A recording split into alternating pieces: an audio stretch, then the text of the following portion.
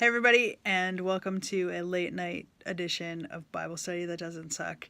And today we're going to talk about a little story about a father who has a cool farm, and it's fantastic. There are a lot of animals on this farm, and some schmuck kid is like, I gotta go, I want half your money. And there's a good kid who's hanging out, and he does really great things. He's taking care of the farm. Schmuck kid goes off, half of his money, spends it all on women and drinking and terrible things, out of money. He's facing homelessness, and when he comes home, they declare the prodigal is back. The prodigal. Oh, I see where you're going with this. It took me a minute. I knew the story, but I was like, hi, hello. Should I introduce myself? Yes. I'm Daniel Tisdell. I'm in San Francisco. I'm not normally in San Francisco, so this is why this is a fun surprise thing. I was here for a continue education, and then I decided to stay and hang out with wonderful people like Megan and the Peanut Gallery, which you can't see. Hi, I'm the Peanut Gallery. What happens next in the story? Oh well, I'm gonna finish my little introduction of myself first. I have to practice this part. I am on leave from call, so I can't tell you where my church is because I don't currently have a church. I'm kind of like the pastor version of unemployed. Soon and very soon you are going to another city. Possibly. But we won't talk about it. We won't talk about which city or where, but pray for this one. Yes. Pray for this one who won't have, I shouldn't say this right now in front of everybody, but health insurance is like an issue. Don't do it. Don't talk about it then. I'm just saying. Are you, in fact, without a place to hang your head? I have a place to sleep. I just don't have a place to hang my hat to work. That's the thing. Yeah. That thing.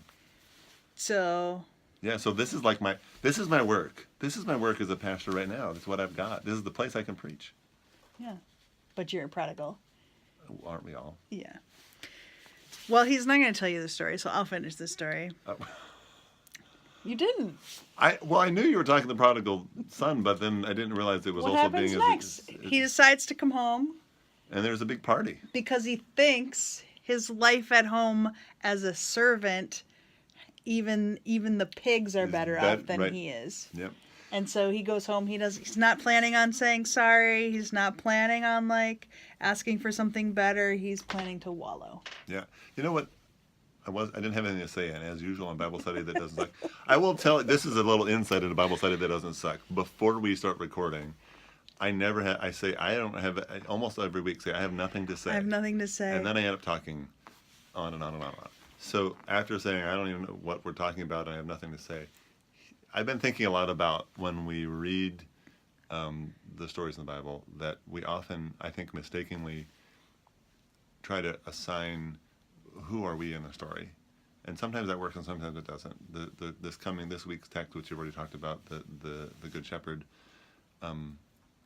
I've been thinking about, well, where are we? I think we can be the hired hand, we can be the Good Shepherd, we can be the sheep, we can, depending on where we are.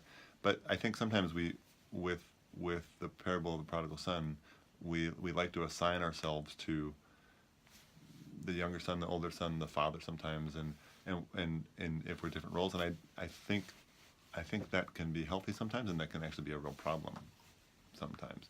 Oh well, we're the ones that mess up, so we're the younger son. We're the ones that mess up, and we go out. But look how God still loves us, and that's a great message. But sometimes we're the older son, and we try our best, and then it seems like life isn't fair. And sometimes we're the father too. So it's interesting. Like, how do you look at part of our job as pastors is to apply these things to not just what was the context at the time and what was the context in Jesus' time and what's the point of the story, but also how does that fit for us? And sometimes that's hard. That's really hard to do, and it helps to be able to assign roles, but sometimes it doesn't work totally right. So it's sort of, I like to talk, say, well, what would it look if we were this from this perspective, or all these different perspectives, which is what I'm doing with my sermon. I am preaching this week, even though I don't have a church. by the way. I'm preaching on, I don't even know what time. I think 10:30 or 9:30 and Better 11. look it up before Sunday. I'm preaching, I should know what time. I think it's 9:30 and 11:30 at Vale and Beaver Creek. Those are big, expensive ski resorts. But they have churches this coming Sunday on the Bring Good your Shepherd. skis. You and can ski into both of them. There's There like a you ski go. rack outside. It's pretty crazy. So I'll be at both those He didn't places. mean in if there's a rack outside. He meant two. I mean, they come in with their ski boots You on can ski sometimes. to it. Yeah. And the Beaver Creek one, you can like see people skiing past outside. Although I think some of them are getting close. Anyway, so I don't have a church, but I'll be preaching there, so you can come join me. But anyway, that's the beginning of my thoughts on the prodigal son. What about you? It's so lovely to be in the same room as you doing this. So, No, you don't feel that way anymore. No, I just think the beautiful thing of the story is that we've all had schmuck moments, and we've all had moments of like we're the pigs, right? And moments the pig. We could be the pigs too. That's Yeah. right. That's a good one. from South Dakota. You could be the pig. I'm the pig in the peanut gallery. Come wallow with me. By the way, the Peanut Gallery is our good friend, John Brett, who is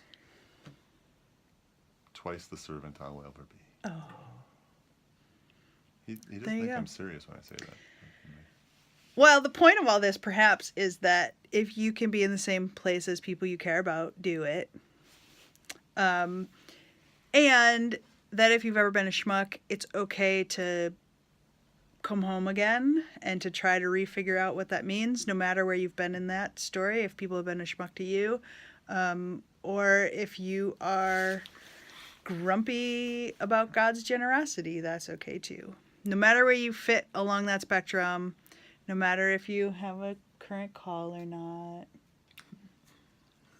no matter if you can ski right into your church space, right? Or not. All of the different layers of privilege that God can still love you and name you and claim you and And God does still. all that name you and business. love you. Yeah. All right. Yeah. See you later. Good night. Bye.